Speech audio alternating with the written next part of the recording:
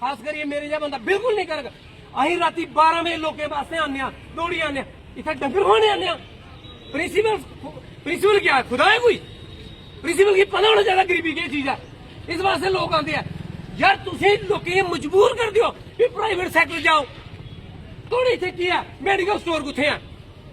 Principal की पुछो ना, तुम गए थे खाली तनख्वाह आई दियो, मेडिकल स्टोर कुत्थे थोड़ा गवर्नमेंट फैसिलिटी बाहर आई हो तुझे मुझे बड़ा बच्चा दस्यो ਹੁਣ ਤੱਕ ਇਸੀ ਪਾਣੀ ਹੁਣ आइयो बच्चे के बाहर, आइयो बच्चे के बाहर, नहीं बाहर आइयो। इन्हीं ऐसे एक जनानी तक के मार दिया, सच है?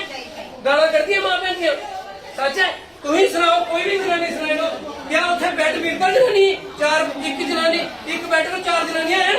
प्रिंसिपल क्या करा बैठे सानू डंगर होने आस्ते, तुम ही सुनाओ सानू डंगर होने आस्ते अं जानते ना थोड़ी जनानी क्या बोले भी आप डंगर हो लाठी के यार कोई गाली कटनी तो क्या खुद इंग्लिश बोल रहे लोग बोला ना डंगर भी जे मैं आख्या भी शिक्षा ही डंगर तो इतने नहीं आया भाई तुम मेरी को चली जाओ या मेरी इथों ले आओ। थोड़ी को मेडिकल स्टोर कुत्थे है?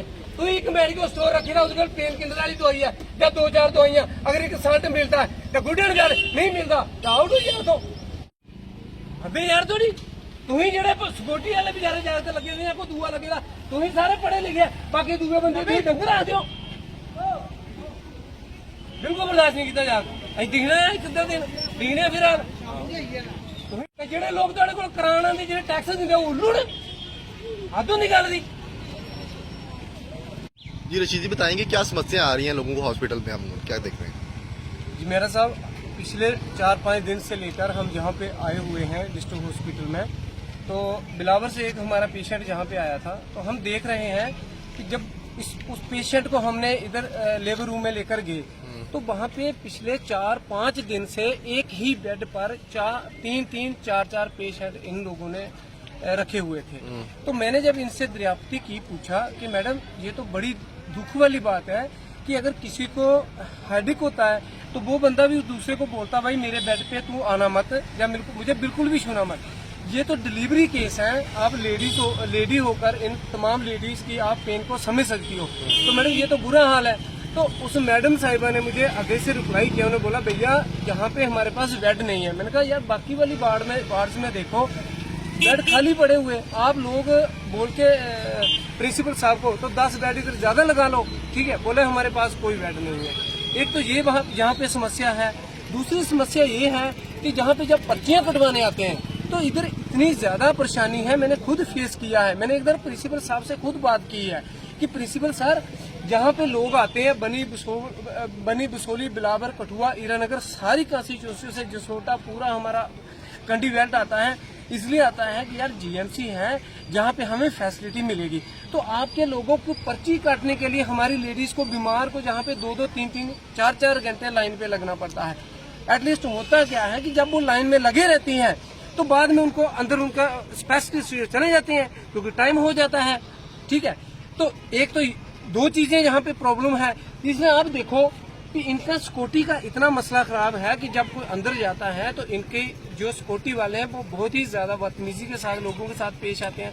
सुबह मैंने देखा कि हमारे वहाँ पे एक लेडी, जब हम अंदर गए तो लेबर रूम में एक लेडी खड़ी थी, तो एक वहाँ पे लेडी आती है बिना ऐसे कोई उसने वर्दी नहीं पहनी थी, तो वो बोलती है आंटी आप इसको फेंक दो, आप बच्चे को बेड पे फेंको और नीचे से चादर उठाओ, बच्चे को बेड पे फेंको और नीचे से चादर उठाओ। मैंने उनको बोला मैडम आप ऐसे नहीं बोल सकते, बच्चा है आप क्यों बोल रहे हो ऐसे, आप आराम से बोलो मैडम, बच्चे को आप इधर छोड़ दो तो चादर नीचे से उठा लो। बताओ चादर का कौन सा नुकसान हो रहा है? अभी बच्चा जो है आप लोगों को बड़ा ओहदा देते हैं कि यार डॉक्टर जो है वो बड़ी एक अच्छी पोस्ट पे होते हैं, तो आप लोग ही बोल रहे बच्चे को फेंक दो। इतनी बात कहने पे मैडम मुझे कहती है आप डंगर लोग हो। मैंने बोला मैडम आप क्या बोल रही हो? कहती है आप डंगर हो। मैंने कहा गवर्नमेंट के मुलाजिम होकर भी गवर्नमेंट के मुलाजिम हमेशा अच्छे तरीके से और सबसे ज्यादा हेल्थ डिपार्टमेंट के लोग अच्छे तरीके से जो है पेश आते हैं। अब लोग भी इस तरह की वर्डिंग यूज कर रही हो।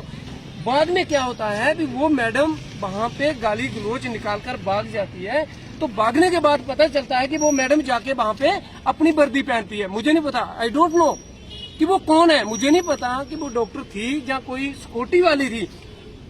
तो मैं ये कहना चाहता हूँ, इस बात को हम आगे भी उठाएंगे। सारी अपने जितना हमारा जो है मीडिया कर्मी है सबको अपने भाइयों को बुलाएंगे। इस बात को हम हाई लेवल पे भी उठाएंगे कि जहाँ पे सिक्योरिटी का मसला है, जहाँ पे लेबर रूम में जब लोग जाते हैं, जब कोई अंदर जाता है तो इतनी बदतमीजियां की जाती है, गुंडागर्दी की जाती है। मैं कहना चाहता हूँ प्रिंसिपल साहब से कि प्रिंसिपल साहब आप अपना रूम छोड़िए प्लीज और लोगों के हाल देखिए। जिस दिन मैंने जहाँ पे प्रिंसिपल साहब से बात की कि पर्चियां लोगों को बहुत परेशानी आ रही है, तो प्रिंसिपल साहब ने बोला यार इस बंदे की पर्ची काट दो। मैंने बोला आप मेरी पर्ची मत काटो, जो लेडीज बनी बिछोली बिलावर हीरानगर तमाम हमारी कंस्टिट्यूंसी से जहाँ पे आई हो उनकी पर्चियां काटो, उनका हल करो, कोई सोल्यूशन निकालो कि इनका क्या हाल है। इसलिए हमारी एडमिनिस्ट्रेशन से हमारी ये इल्तजा रहेगी कि इस पे नजरसानी की जाए और इसको अच्छे से देखा जाए कि जहाँ के मुलाजमीन किस तरह लोगों के साथ बदतमीजियां कर रहे हैं। और दूर दराज इलाके से मैं कहना चाहता हूँ, हम डॉक्टर साहब से भी ये बात करेंगे, डॉक्टर जितेंद्र साहब से, हम अपनी एडमिनिस्ट्रेशन से जो आला सतह पे बात करेंगे कि इन लोगों को भाई प्रिंसिपल साहब से भी ये बात की जाए कि इनको समझाया जाए कि लोगों से कैसे पेश आए। भाई आप लोग मजबूर कर रहे हो लोगों को कि गवर्नमेंट में नहीं आना है, आपने बच्चे जैसे आपने अपने जो पेशेंट है वो प्राइवेट में लेके जाना है, आप खुद मजबूर करते हो लोगों को। ठीक है, इतना गवर्नमेंट ने अरबों खरबों रुपया अगर खर्चा है, आपको क्या प्रॉब्लम हो रही है? आपका कोई घर का थोड़ी है, हम लोग भी टैक्स दे रहे हैं। अगर आप किसी खड़े बंदे की एकदम से बेइज्जती कर देते हो, उसको डंगर बोलते हो, जानवर बोलते हो, तो कौन सी सेंस है ये? तो मैं ये कहना चाहता हूँ कि प्लीज आप लोगों के माध्यम से मैं इन लोगों तक आवाज पहुंचाना चाहता हूँ कि ये लोग थोड़े से लोगों को गंभीरता से लें, पेशेंट को गंभीरता से लें। और जिस दिन इनका शिफ्टिंग प्रोग्राम चल रहा था दूसरे वाले न्यू कॉम्प्लेक्स में, तो 5-5 दिन लेडीज, प्रेग्नेंट लेडीज 5-5 दिन बेड पे, एक बेड पे 4 लेडीज और 5 लेडी और 3 लेडीज वहां पे पड़ी रही। इन लोगों ने उनका हाल नहीं पूछा। इन लोगों ने 5वें दिन 6वें दिन, और मैं कहता हूं कि एक अखबार में खबर भी छपी है इन लोगों की, ये नाकाबिलियत है। भाई जीएमसी चल रहा है, गवर्नमेंट का पैसा है, आप गुंडागर्दी नहीं कर सकते। That's all clear. ठीक है, तो यही हमारी डिमांड रहेगी कि आप इन लोगों के को बोले कि भाई लोगों के साथ अच्छे से पेश आए, वरना हम आइंदा अगर कोई करेंगे तो यहाँ बैठ के प्रोटेस्ट करेंगे। इन लोगों को जो करना होगा ये करेंगे।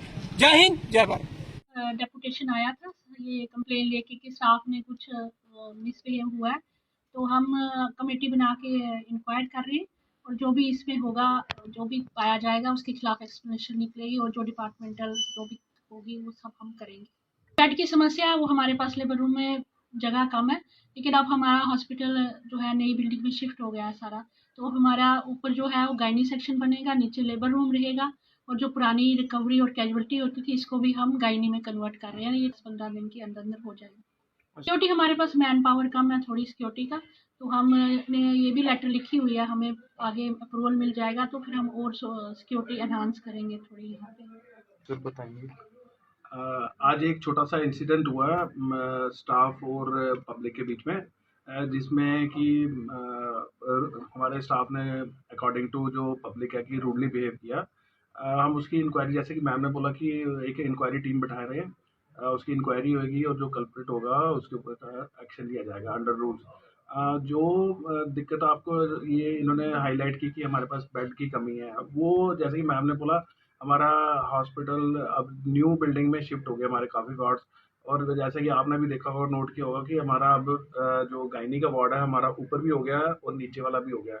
तो हमारे 50 बेड तो सीधे सीधे बढ़ गए हैं, कोई 2 दिन में ही, पिछले 2 दिन में बढ़े हैं। इसके अलावा भी आगे हमारा प्रोग्राम है कि एमरजेंसी जहाँ हमारी पुरानी वाली होती थी लेबर रूम, हम वहाँ शिफ्ट करेंगे ताकि हमारे को आगे कोई स्पेस के और बेड्स के हिसाब से कोई शॉर्टेज हो। यूनिफॉर्म जैसा कि एक हमारे गवर्नमेंट ऑफ यूटी जो हमारी जेएंडके की यूटी है उसमें लाजमी है कि हमारी होनी चाहिए यूनिफॉर्म।